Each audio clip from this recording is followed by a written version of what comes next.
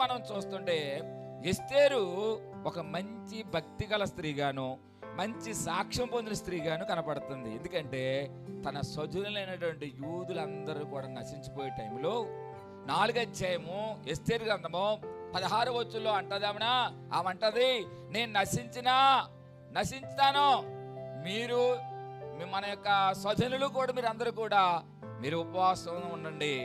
నేనైతే రాజుగారి దగ్గరికి వెళ్ళి పర్మిషన్ లేకుండా వెళ్ళటం అనేది అవకాశం ఉండదు, కానీ పర్మిషన్ ఉంటేనే వెళ్ళాలి. కాబట్టి రాజు దగ్గరికి వెళ్ళటానికి వ్యతిరేకమైనప్పటికీ కూడా, వ్యతిరేకమైనా పర్వాలేదు, నేమైపోయినా పర్వాలేదు, నేను నా పనికర్తకు ఉపవాసం ఉంటాము, రాజుగారి దగ్గరికి నా సమస్య తీసుకెళ్ళి నేను మాట్లాడతానని ప్రాణాలకు తెగించి తన స్వజనుల యొక్క రక్షణ కొరకు ప్రయాసపడినటువంటి స్త్రీగా ఉంది ఎవరంటే ఎస్తేరు. దేవునికి స్తోత్రం.